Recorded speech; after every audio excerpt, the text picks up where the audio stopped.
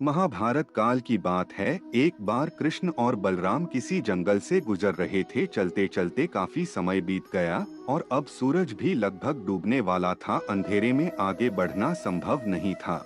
इसलिए कृष्ण बोले, बलराम, हम ऐसा करते हैं कि अब सुबह होने तक यहीं ठहर जाते हैं। सुबह होते ही हम अपने मंजिल की ओर बढ़ चलेंगे।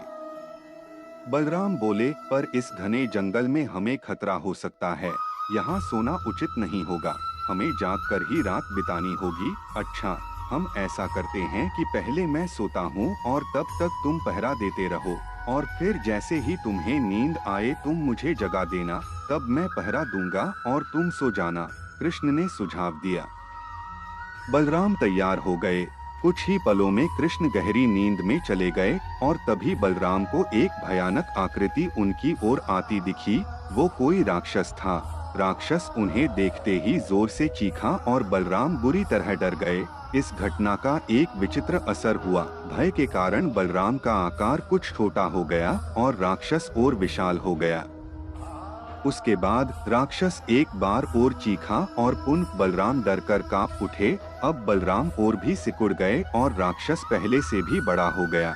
राक्षस धीरे धीरे बलराम की ओर बढ़ने लगा। बलराम पहले से ही भयभीत थे और उस विशालकाय राक्षस को अपनी ओर आता देख जोर से चीख पड़े, कृष्णा, और चीखते ही वहीं मूर्छित होकर गिर पड़े। बलराम की आवाज सुनकर कृष्ण उठे। बलराम को वहां देख उन्होंने सोचा कि बलराम पहरा देते देते थक गए और सोने से पहले उन्हें आवाज दे दी। अब कृष्ण पहरा देने लगे। कुछ देर बाद वही राक्षस उनके सामने आया और जोर से चीखा।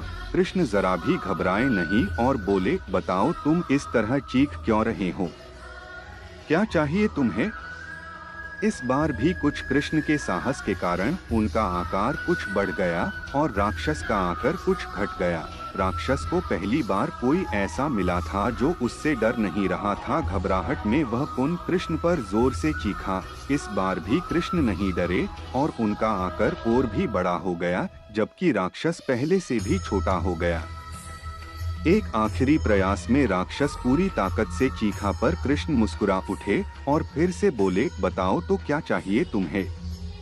फिर क्या था, राक्षस सिकुड़कर बिल्कुल छोटा हो गया और कृष्ण ने उसे हथेली में लेकर अपनी धोती में बांध लिया और फिर कमर में खोस कर रख लिया। कुछ ही देर में सुबह हो गई। कृष्ण ने बलराम को उठाया और आगे बढ़ने के लिए कहा।